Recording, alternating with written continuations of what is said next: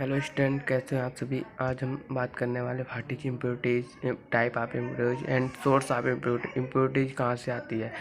Impurities defined as the unwanted foreign solid liquid और gas material in a solution mixture and impact the impurity of mixture और mixture और इसे ऐसे भी और जैसे कि any foreign particle present in a solution or mixture is called as impurities. impurities defined किसी भी अवांछित पार्टिकल, चाहे वो सॉलिड हो, लिक्विड हो और गैस, किसी भी अवस्था में हो, इन सॉल्यूशन किसी भी अवस्था में सॉल्यूशन में पाया जा सकता है। Mixture and impact in a solution. Mixture and impact the impurity of mixture. यह इम्प्योरिटी ज़्यादातर तो मिक्सचर, सॉल्यूशन, एनीथिंग और any foreign particle present in a solution और mixture is called as impurity. Any foreign particle यानी कि कोई भी अवांछित particle present in a solution और मिक्सचर, किसी भी सॉल्यूशन या मिक्सचर में present any foreign particle is called as impurity. किसी भी मिक्सचर या सॉल्यूशन में प्रेजेंट अवांछित पार्टिकल इम्प्योरिटीज कहलाता है। टाइप ऑफ इम्प्योरिटीज कंस्ट्रक्टिव और destructive. Constructive, the type impurity is not useful for और important for solution in which these are present but it can be useful for another solution और mixture. यह constructive impurity में ऐसा होता है कि इस टाइप की इम्प्योरिटीज इज नॉट यूजफुल और इम्पॉर्टेंट फॉर सोल्यूशन। ये जिस सोल्यूशन में होती है उसके लिए इम्पॉर्टेंट या यूजफुल नहीं होती है, but it can be useful for another solution और मिक्सचर। ये और किसी के लिए यूजफुल होनी ही होनी है। यानी कि जैसे कि एग्जाम्पल है इसका, impurities are NaCl in sugar solution. Impurities NaCl और शुगर यानी कि चीनी के मिक्सचर में NaCl तो उस शुगर के लिए यूजफुल नहीं होता है, लेकिन जैसे कि शरबत है, हमने पिया तो वो हमारे लिए इम्पॉर्टेंट है। और destructive, this type impurity not useful for any solution और मिक्सचर। यह किसी भी, चाहे हमारे लिए या किसी भी सोल्यूशन के लिए या किसी भी सोल्यूशन में प्रेजेंट है उसके लिए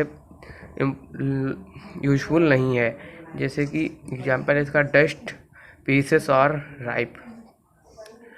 डस्ट पीसेस और राइप यानी कि देखिए, डस्ट पीसेस कूड़ा कचरा यह किसी के लिए भी मायने नहीं रखता है। यानी कि चाहे ये मिक्सचर हो, चाहे कोई भी सब्सटेंस हो, इसमें ना ही तो डस्ट किसी के लिए लाभदायक है, ना कूड़ा, ना बिजलियाँ, ये किसी के लिए भी लाभदायक नहीं है।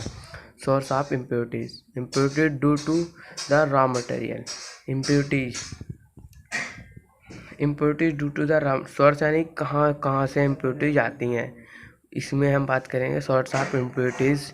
इम्प्योरिटीज कहाँ से आती हैं। Impurities due to the raw material. Impurity जब हम कलेक्ट करते हैं कोई सब्सटेंस का रॉ मटेरियल, यानी कि हम जैसे कोई चीज़ लेंगे तो उसे पहले सुखाएंगे करेंगे, उसमें जो इम्प्योरिटी आती हैं उसे हम इसे raw material it impurity due to drive यानी कि हम कहीं ले जा रहे हैं इम्प्योरिटी, किसी भी सब्सटेंस सॉल्यूशन को ले जा रहे हैं, रास्ते में विभिन्न प्रकार के कूड़े, गैस आज उसमें मिक्सचर हो जाएंगी।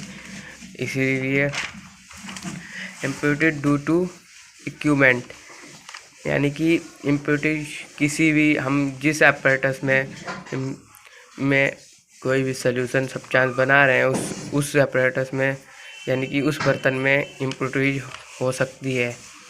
Impurity due to the chemical reaction. जब हम किसी भी केमिकल सब्सटेंस को मिलाते हैं उस समय किसी भी इम्प्योरिटीज यानी कि बहुत सारी इम्प्योरिटीज प्रेजेंट हो जाती हैं। Impurity the collection. जब हम किसी इम्प्योरिटीज को कलेक्ट करते हैं, यानी कि उठाते हैं। जब हमने बनाया है अब फिर हम उसे ले जाएंगे कहीं। इन्वायरमेंट ऑफ मटेरियल, इन्वायरमेंट और मटेरियल। इन्वायरमेंट यानी कि वातावरण, कैसे वातावरण में रखना। अगर कोई मटेरियल है उसे ज़्यादा नमी या ज़्यादा सूखेपन में रख देंगे तो क्या होगा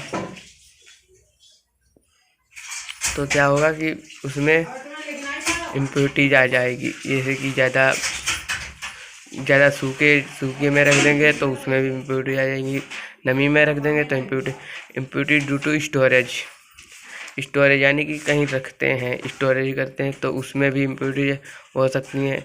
impurity due to packing, impurity किसी भी चीज़ को पैक करते समय आ सकती हैं। तो इसीलिए इम्प्योरिटीज